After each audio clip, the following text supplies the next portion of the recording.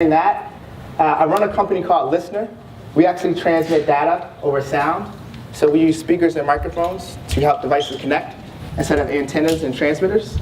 Antennas and transmitters are Bluetooth, Wi-Fi, any other cellular or radio band of transmission. We use sound. It's an invention. We created it. I say we, not us, right? We've raised about $20 million. Intel is one of our most known investors. Even Jay-Z is one of our investors. And we're on pace to power over 100 million devices by next year. That's it I'm going to say about what we do. Thank you.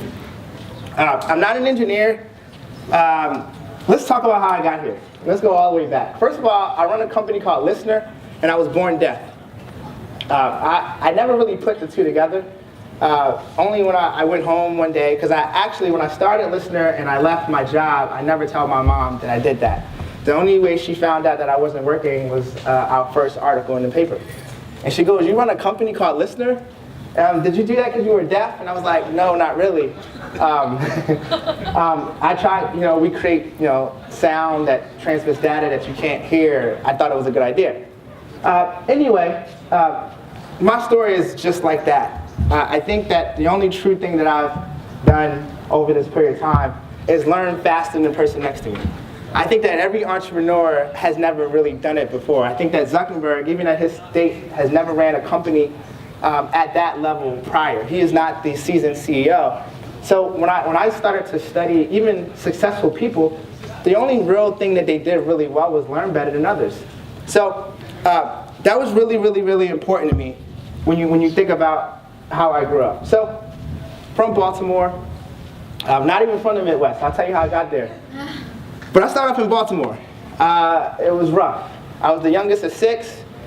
I have every bad story that you can have, but it was mainly about my brothers and not me.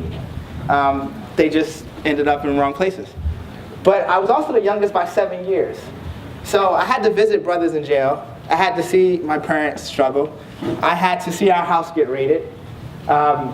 I didn't have insurance. I didn't even know I was supposed to wear glasses until I got to college on scholarship, and they checked my eyes, and they were like, "You need glasses," and I was like, "Damn it!" That's why I couldn't catch. I also was a star football player, but I couldn't catch. So I figured out I couldn't catch because my mom was supposed to give me glasses, and she didn't have insurance. But anyway, I saw all of that, and I kept telling myself, my favorite show was The Lifestyles of the Rich and Famous, and it was all these CEOs and all these executives. And they all went to school, and they definitely wasn't from Baltimore. So I had 2 goals: go to school and get out of Baltimore. So I ended up going to West Virginia University. Mountaineers? Cool, close enough. I'm happy about it. I went to school in West Virginia. First of all, there's no one in West Virginia that looks like me. I don't know why I went there, but I was sold a dream. It was like, you come here, you're going to play football, run track for the Big East. And I was like, it's going to be TV. I grew up watching the Big East. So I went to West Virginia.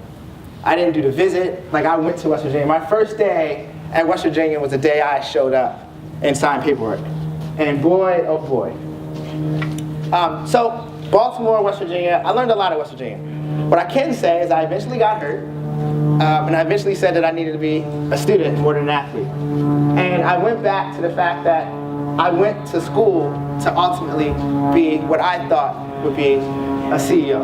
And to make that accomplished, I need to learn everything that I could. I only had a 4-year scholarship, and I needed as much learning power in 4 years. So I actually did 2 degrees. I did a BA I did a BA in economics, and I did a business in business administration and finance. And I did 22 credits a semester. I still promoted. I still practice sometimes. I obviously didn't care about sports much. And I still did everything I was supposed to do, but I tried to learn as much as I possibly could. My goal was that when I did go to college, or when I did go professional, I could compete with anyone else. And why is because I did more than everyone else did in the same amount of time. And I can learn anything. And that was my goal. So I did my 2 undergraduate degrees, and then I did 2 master's degrees at the same time. I went to school at West Virginia and did a master's degree, and I also went to Howard University in DC. One I did remotely, obviously, right? During that time, I also co-founded a company, my first company. I didn't know anything about startups and raising rounds of funding. Honestly, my first company was arguably pretty good. Back in, think of this in 2002, we created a CRM platform. And basically, I was the guy on college campuses.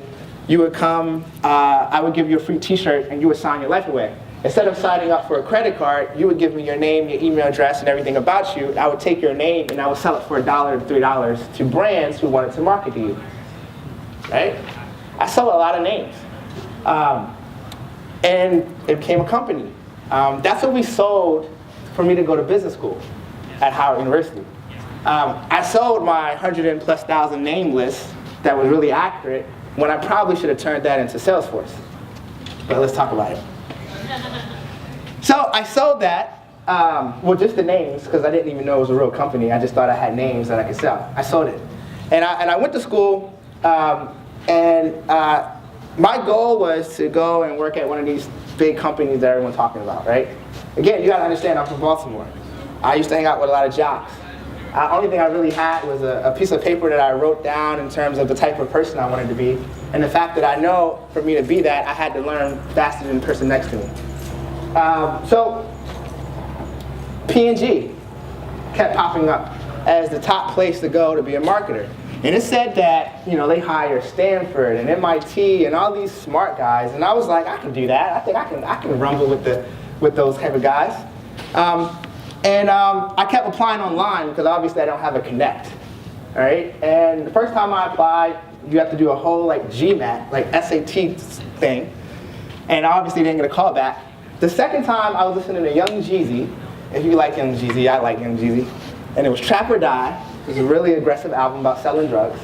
I actually really like drug dealers, not because they sell drugs to the community and they hurt people, not about that. It's more so the fact that they're willing to hustle a lot more aggressive than anyone else.